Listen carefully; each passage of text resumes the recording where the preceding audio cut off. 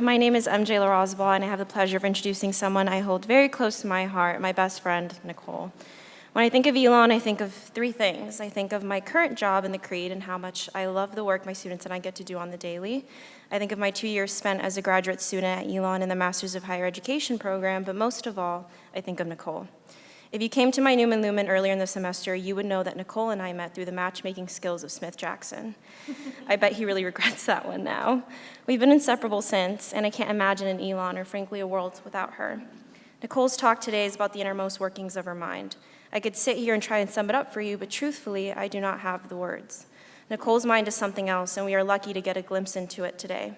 I must admit, to have Nicole share her story in front of all of you today worries me, but not in the ways you may think. Up until now, Nicole has not shared her story publicly the way she's about to do today. I am one of the few people who gets to experience Nicole wholly, as my confidant, a peer professional, probably my soulmate, and one of the most empathetic people I know. I honor knowing her and her truth as a privilege. For this reason, I am fearlessly protective of her and her feelings and her heart and her brain.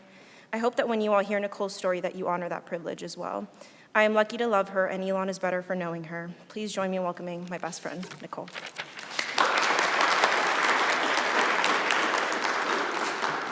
Morning, everyone. Truly, thank you all so much for being here today, and thank you to my best friend, MJ, for that introduction. As MJ said, my name is Nicole Galante, and I'm the Assistant Director of National and International Fellowships, which is by far the best title I've held in my 8 academic years at Elon. Prior to fellowships, I was an undergraduate English major and an MHE graduate student. I've been the graduate apprentice for academic residential partnerships and the program assistant for the core curriculum. I have done a lot with still more to do, and I have been so fortunate to meet and know and love so many of you along the way. I'm positive that this is the scariest thing I'll do at Elon, talking about being autistic in such a public forum. I'm terrified to be here today, truly, but probably not for the reasons that you think. Today I will talk about being autistic, but I'm not afraid that you will change your opinion of me by the time I finish. I don't worry that you will think less of me or my abilities, and I don't fear your judgment or criticism. These are truly the least of my concerns. My biggest fear is simple. When I finish telling you that I'm autistic, I'm afraid that it won't make sense to you, and in some odd way, you won't believe me. You see, when I tell people who've known me for years that I'm autistic, I'm always met with varying levels of disbelief. But you're so social, they tell me. You're really high functioning. I could never tell. When they learn I'm autistic, folks I've been acquainted with struggle to reconcile the Nicole they know with the limited image of autism they possess. It doesn't make sense to them. I don't make sense to them. And if that is the case, if I don't make sense, then I am at risk for not being seen or believed. Some of you in this room have known me since I was 18, just a kid, confused about myself and the world and my place in it. You know me, but it's really more accurate to say you only know a part of me, the part I deemed acceptable and good, the part I thought you'd love the most. Today I am 25, and I generally know less about the world than I did at 18, but there is one thing I know with increasing certainty, and that is the necessity of sharing my full self with you, even if it puts me at risk for the thing I fear most. So I will tell you about my autism now, friends, but please, I am begging you, please be gentle with me, and please just try to believe me. For most of my life, I've understood myself to be two people, the public and private Nicole, two parts of the same person who could not be more different and, more importantly, could never meet. The public Nicole is the one you all know. She is hardworking, driven, and has her shit together. She is the first in her family to go to college and then graduate school. She has traveled around the world, been in romantic relationships, and has deep and good friends. She may be a bit awkward, but she can muster normalcy on most days. In private, Nicole, me, I am a disaster. I follow routines like religion to the point of obsession. I have a troubled history with eating disorders that ranges from starving myself to binging and purging. In lieu of panic attacks, I have shutdowns and meltdowns, which can be triggered by things as ordinary as changes in my schedule. I am on a regimented and ever-changing diet of prescription medication that helps manage my anxiety, depression, and mood dysregulation, and I have never once felt comfortable in my own skin. It's been a lifelong challenge to keep the public and private Nicoles apart, but I've been able to manage it with relative ease. It only truly became taxing for me 2 years ago when I was diagnosed with autism. At the time, I was seeing a new therapist, maybe my 10th in 23 years. For context, I have been in and out of therapy and psychiatry since I was 16.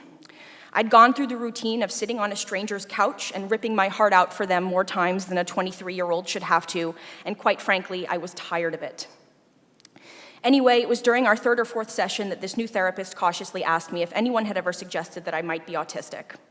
She explained that I fit the bill: special interests, a deep need for order and control, problems with food, and difficulty in social situations. All of this sounded accurate, but I said no one had ever suggested that I might be autistic, and then our 50 minutes were up. That was the last time I'd see her, and I'm embarrassed to say that I don't even remember her name. Hyperfixated on her theory, though, I went home to start my research. I began to understand what autism actually is, and more importantly, how it tends to manifest in women and why so many of us go undiagnosed. In my preliminary research about autism, I saw my experience reflected back to me in a package that made sense, perhaps for the first time ever. But I would be lying if I stood here and said that that moment of confirmation felt earth-shattering or revelatory. It did not feel satisfying or like my life finally made sense. Honestly, all it felt was exhausting. I knew this diagnosis was the right one, but I was so goddamn tired of new diagnoses, and I just wanted to be the normal Nicole, the public one, all of the time. Not only would an autism diagnosis complicate that goal, but it would ultimately render it impossible. I just didn't know it yet. Within 4 weeks, I found a psychologist in network who specialized in autism. I made 3 3-hour-long appointments with him in which I planned to rip my heart out yet again and ask my parents to cough up a few $100 yet again in hopes that this stranger would confirm what I already knew to be true. The testing was childish, reductive, and quite frankly embarrassing for me, but by some miracle, the psychologist saw and believed me. I cannot underscore how rare this is in a world where women consistently fail to be taken seriously, especially related to our health. White women, girls, and non-binary folk are 4 times less likely to be diagnosed with autism than their peers who are assigned male at birth. So having a professional diagnosis as an autistic woman is a privilege I am fortunate for every day. So that was that, I guess. I finally had the explanation for why I can't start eating dinner at 5:59, even if it's ready and on the table, because I've convinced myself that I'm not allowed to start eating before 6. Or why I cry after grocery shopping if the store is out of the precise brand of cereal I need. Autism. I finally had a word to describe the private Nicole. Confused about what to do next, I did what I always do: keep going. I finished my last semester of graduate school, broke down to varying degrees, but ultimately managed to keep my shit together and, more importantly, keep the 2 Nicoles apart. Then, and even now, it has proved challenging, but not impossible, and I could probably keep doing it if I wanted to. But here's the thing. I am so goddamn exhausted. I don't want to be 2 people anymore. This 2-selved experience is not unique to autistic people, but navigating it is one of the particular challenges of being autistic in a neurotypical world. The official word for it is masking, the conscious or unconscious suppression of natural autistic responses to the world in an attempt to look and act neurotypical, or what I once thought of as normal. We mask so we may be safe, accepted, and loved. Most days it feels like the only way I will ever be loved is if I mask, if I am my public self all of the time. Masking might make moving through the world smoother and safer, especially for those of us with less privilege, but Jesus Christ, does it take everything out of you. More importantly, the impulse to mask is predicated on a lie, and it no longer serves me. So what choice do I really have but to work through my trauma and unmask? The first and most challenging step in my unmasking process has been unpacking the lie of the 2-selved Nicole, the public and private, the good and the bad. I began to wonder how these 2 selves could coexist within me, and more importantly, whether they were that different after all. My new therapist, Helen, has helped me unpack this idea. I ripped my heart out for her a year and a half ago, and she stuck around, although she would say it's me who stuck around. Anyway, to borrow a metaphor from Helen, trying to describe the autistic parts of me is like trying to talk about distinct parts of the ocean that are wet. It's not possible. At their core, the public and private Nicoles are the same person. The Nicole who comes to work every day and does a kick-ass job is the same Nicole who cries when her plans change or her food tastes wrong. The Nicole who's published her scholarship about young adult literature in academic journals is the same one who has to script her social conversations before she has them because she's so deathly afraid of saying something wrong. I have multiple college degrees and a great job and a life that is so rich and full, and I am also autistic and struggle in ways that seem so unbelievable to people who have only ever seen me succeed. It's all the same. I am autistic all of the time. And if I am autistic all of the time, that means that autism explains and characterizes the positive parts of me too. I have to give up this lie that the only parts of me that are autistic are those that I perceive as negative. Autism is the reason I can hyper-focus and work relentlessly for the people and things I care about. It explains why I'm so curious about the world and have learned how to ask the right questions at the right times.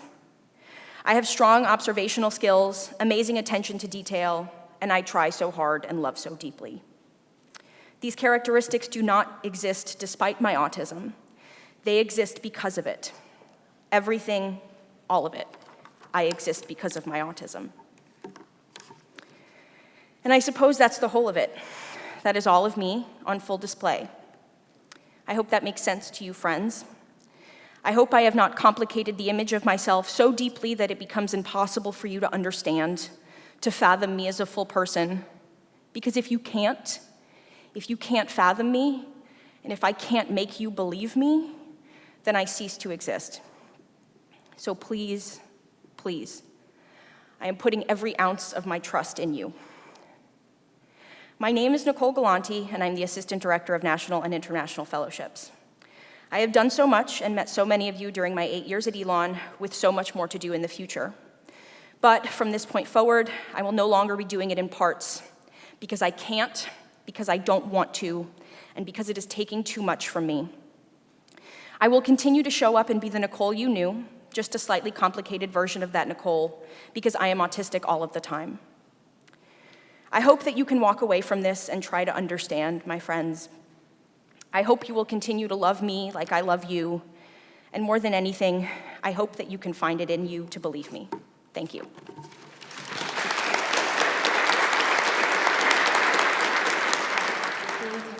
Thank you guys so much for having us here today. It was such a pleasure. And have a happy holidays if you celebrate. Thank you.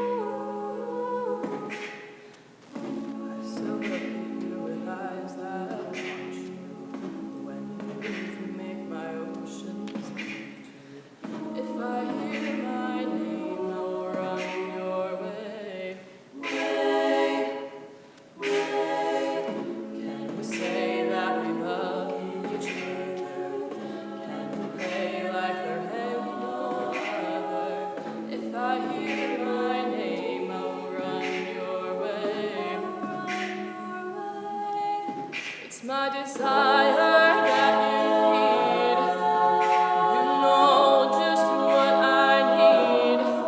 You've got power, you've got power over me. I give my all now, can't you see? I want you to set me free. You've got power. You've got power